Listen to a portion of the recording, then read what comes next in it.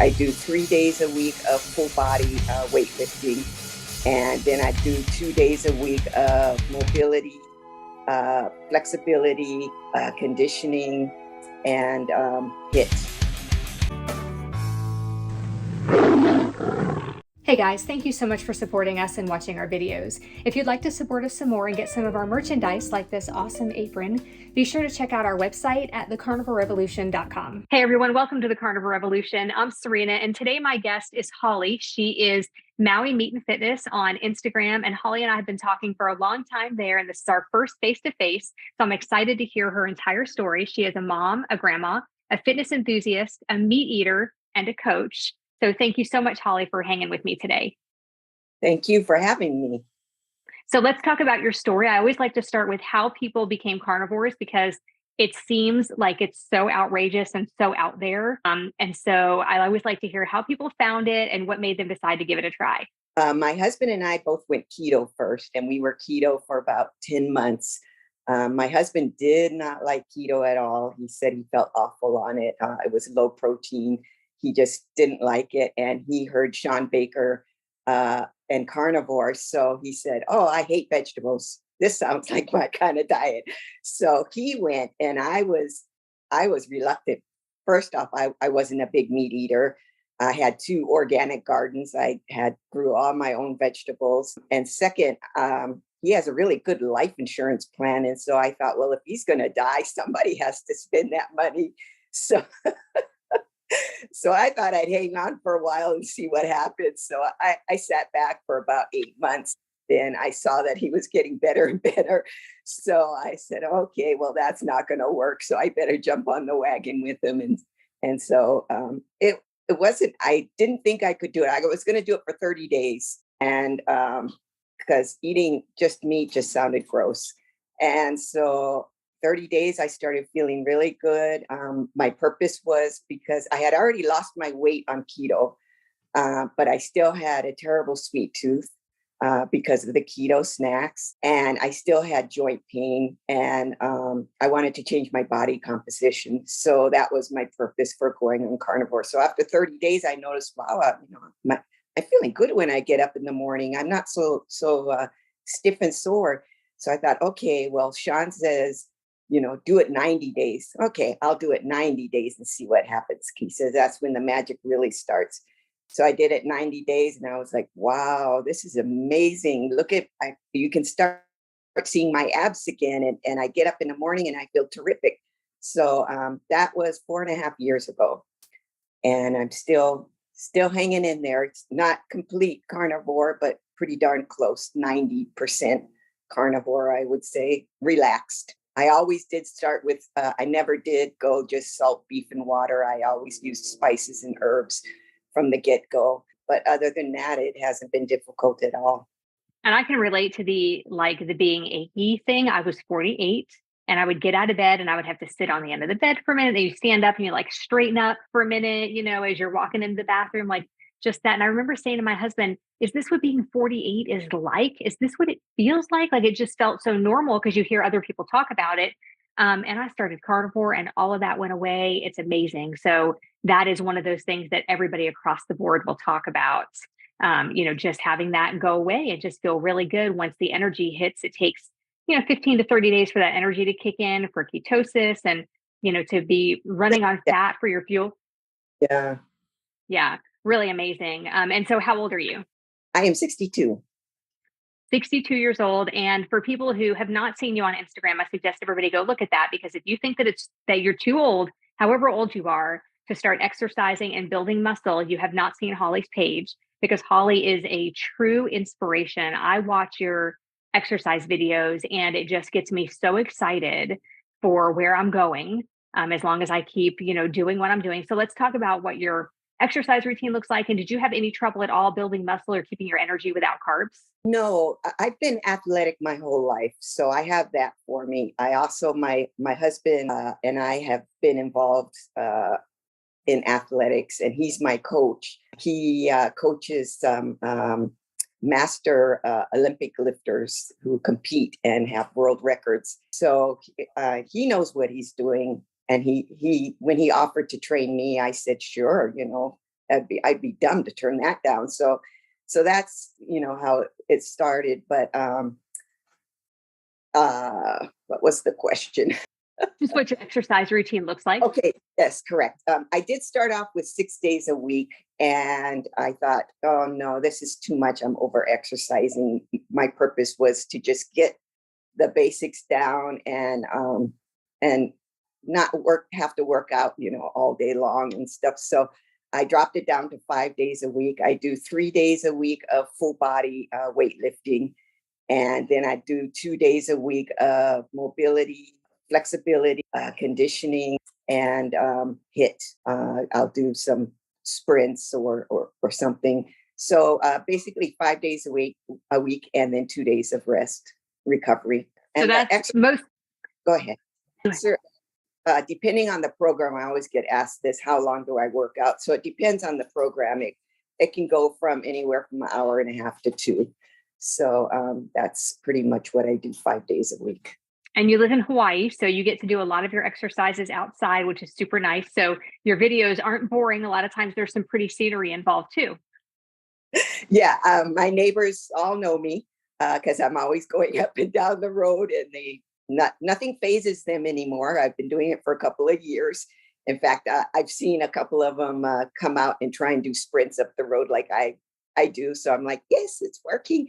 But most of the time I just get the neighbors saying, oh, one day I'm going to join you. And I tell them, well, I've been hearing that for years now, and that day hasn't come yet, has it? So it's great to get out in the neighborhood and let them see that age has nothing to do with it.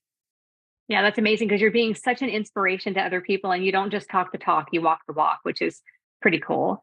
So now, before we started filming, you were telling me about your husband and his cancer, and I did not realize that your husband had cancer. Can we talk about that? Sure.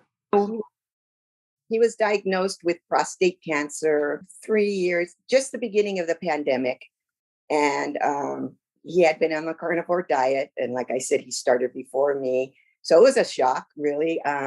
But he is a retired firefighter, which has a high incidence of cancer in that occupation. He also has a very high family history of cancer. And everybody in his family who has been diagnosed with cancer has died. So it was a scary diagnosis for us. So when we went in, he was, anybody who knows anything about prostate cancer, the Gleason score is what they use for rating. And he was scored a 7. And so they told us that he needed to choose a method to treat it, an aggressive method, because one of the forms was an aggressive form of prostate cancer.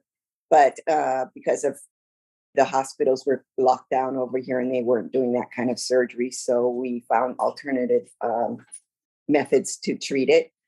And I'm happy to say, as of this not too long ago, he had another biopsy, and he went from a Gleason score of 7 to 3.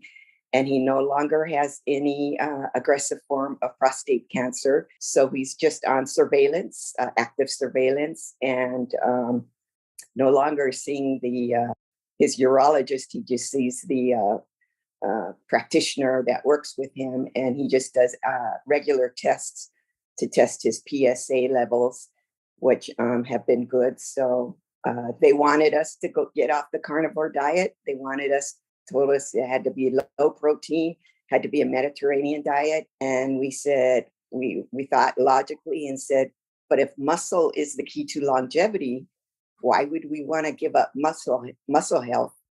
Because that's going to help us fight the cancer. So we said, no, we're going to continue on with what we've been doing. And we've added in, like I said, some alternative things, and it's paid off. And so what are the doctors saying now that he's doing so well and they know how you're eating? Have they come back like, oh, sorry, that's a great idea, maybe we should do that for other people? No, they never asked once what he was doing. They don't care. If you're not going to go through their protocol, they don't want to know, because it goes against the narrative, I suppose. So no, never ask questions. They just say, oh, yeah. What were you going to say? They just say, oh, you're doing good, keep it up. That's it. Yeah, that's crazy, because when you take your dog to the vet because there's something wrong, the first thing they say is, what are you feeding him? but they never ask us that. They never try to figure out what's actually wrong with humans and try to fix it. They just want to prescribe a medication. Yeah, they sent us home with a bunch of books, little pamphlets, I should say, not books. And we read through all of them. And again, they were pushing the plant-based diet. And we couldn't find the logic in it. So we said, no, we're gonna stick with what our program. So it paid off. That's amazing. And I'm so happy for you guys that it has worked so well for him. So, but on a lighter note, when you guys switched to carnivore and to low carb, but specifically carnivore, did your family and friends, like, what did they say? Did they freak out? Did they give you a hard time? Did they jump on board? What's happened there? My younger son is carnivorish. He's more follows the Paul Saladino's method. He does the fruit and he's young. He can get away with it. Active.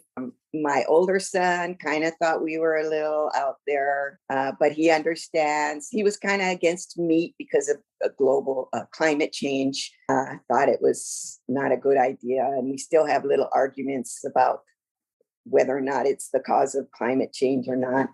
The rest of my family thinks I'm complete. My siblings and when my mother was here, we would argue and argue and argue. And then as time goes on, it's getting quieter and quieter. You can't argue with results. You just can't. What can you say? So meanwhile, they're all on medication and crippled and hurting and in pain. And they've had hip surgeries and knee surgeries and back surgeries. I'm the only one in the family that hasn't had any kind of joint or back surgery and is not on any medication at all. So that speaks volumes. Yeah, I don't see how people can see your results and see how you feel. And I mean, you are definitely more agile and active than any other 62-year-old that I know. So I find it really interesting how people can see that and then not like immediately want to do what you're doing. Yeah, it's interesting. But like I said earlier, you can lead a horse to water, but you can't make them drink.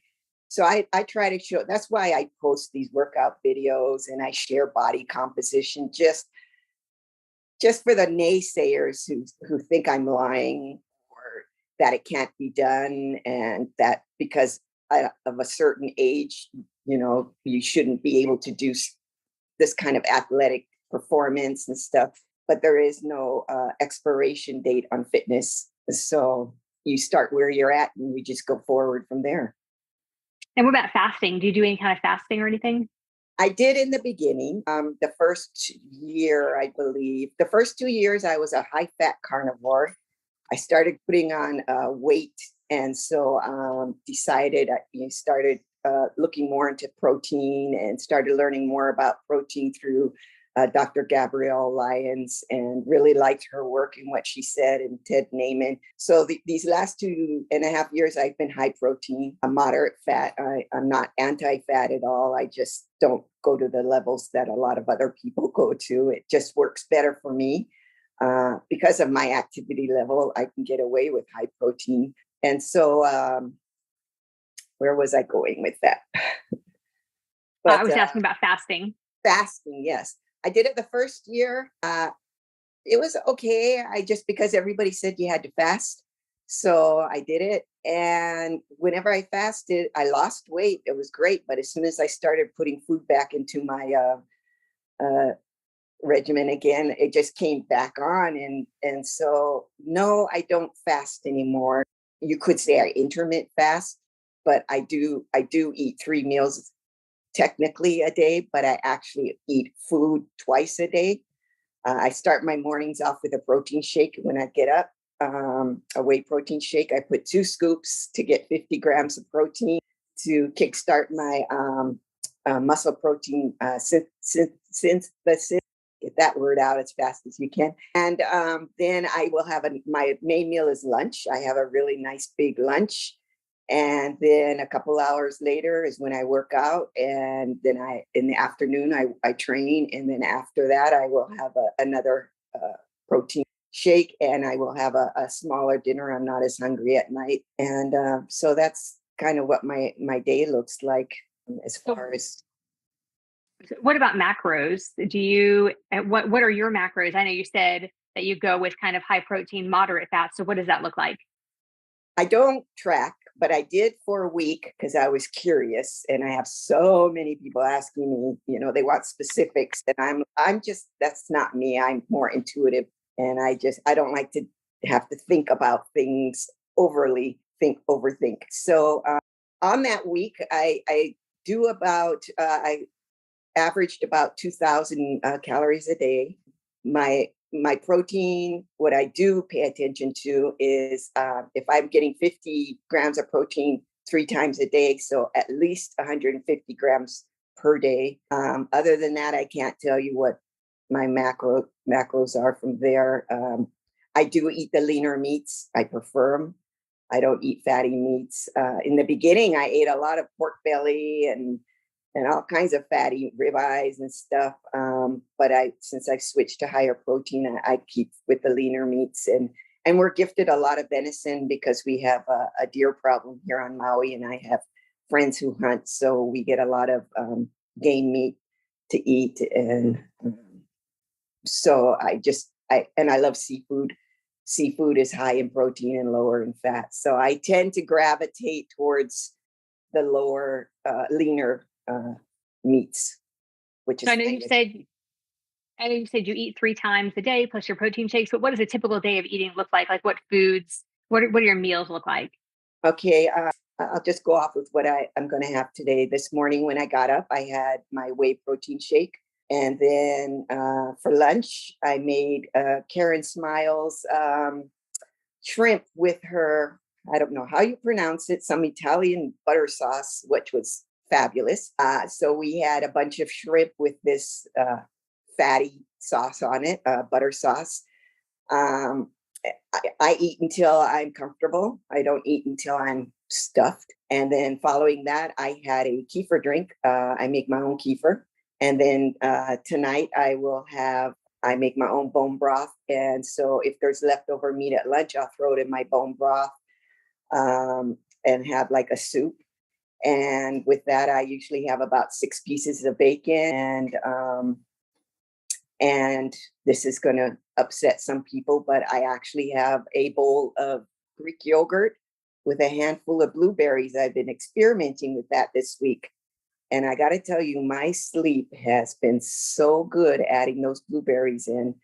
It's plain yogurt, Greek yogurt, just a handful of blueberries. And my husband calls it my blueberry sleep. And so I went from 5 to 6 hours of sleep and waking up at least once in the night to 7 to 8 hours, no waking. So this is week 2 of doing this, and it hasn't changed. So I'm like, what is this about? It was an experiment. So That's amazing. I don't know where I'm going to go from here, but I'm just trying things out, so never say never. That's wonderful. Yeah, I did try a handful of blueberries at one point because my sleep was so horrible. So for several nights in a row, I tried a handful of blueberries and it did not help me sleep at all. So, but now I'm sleeping great. I think it was just a phase I was going through. So now, if there are people out there that want to start like keto, low carb, or carnivore, what kind of advice do you tell somebody? How do you tell somebody to get into that? Do they wean themselves off of carbs, or do they go cold turkey? I think going keto first, to me, I think it's a higher chance of failure to just go jump in because you start feeling really bad for a little while until you adapt. And that scares a lot of people. So if you can kind of wean on, and then you start noticing, hey, I'm feeling pretty good. I mean, that sugar addiction, that's intense. That's hard to get rid of that. I mean, that's a struggle. There's no getting around it. But once you get over it, it's real freedom. So, and I always suggest that, use, if you need spices, don't eat and make yourself gag, because it tastes so bad. Enjoy your food still. You can still have enjoyment with your food. You can still enjoy life. It doesn't have to be so black and white. So, for everybody, it's different, but a diet or a lifestyle is only sustainable if you can continue to do it. If it's awful, you're not going to do it. So, what's the use? So you have to figure out a path that's going to work for you. and that you can sustain long term, not just for 30 days. So, yeah, that's pretty much what I say. So, do you think that in our lifetime we will ever see a place where the narrative changes and it goes from plant based to meat based? I hate to be pessimistic, but I'm not feeling it. It's a tough battle because we're not, the wheel that squeaks the loudest gets the grease, and we're just kind of, the beef company kind of sits back and they don't say much, and we're such a small community at this point. I mean, we are starting to make some headway. We're starting to see it in some of the football players, and athletes are kind of talking about it more. And just with Instagram, finding more and more accounts on Instagram that people aren't afraid to say what they're doing. And I think a lot of it is you get bashed if you go against the narrative, so people are fearful to say what they're doing. So if we can get over that fear of talking about it, then, and being allowed to, I would like to hope that we have a future in this. Yeah. Yeah, I would too. So, if you had one piece of advice for somebody who is new, has already started, like the carnivore diet or an extremely low carb diet, what would that one piece of advice be? Not one size fits all. Boom. Don't be afraid of trial and error. You're going to make mistakes. We all did at some point, but you're not going to know unless you try, right? So, what works for one person many, many times does not work for another person. And that's why I hate to say what I eat in a day, because what I eat in a day is different because I work out differently than most people. My lifestyle is different. So you have to find what works for you. And that's pretty much what I like to say over and over and over. Thank you so much, Holly. This was really great to be here for you to be here with us. And I think that that is great advice for people. Oh, thank you for having me. This was very enjoyable. And I look forward to talking more with you on IG. Keep up the Yes. good work. Thank You're you. doing. You too. And thank Okay. you for watching. We'll see you next time here on the Carnivore Revolution. Thank you.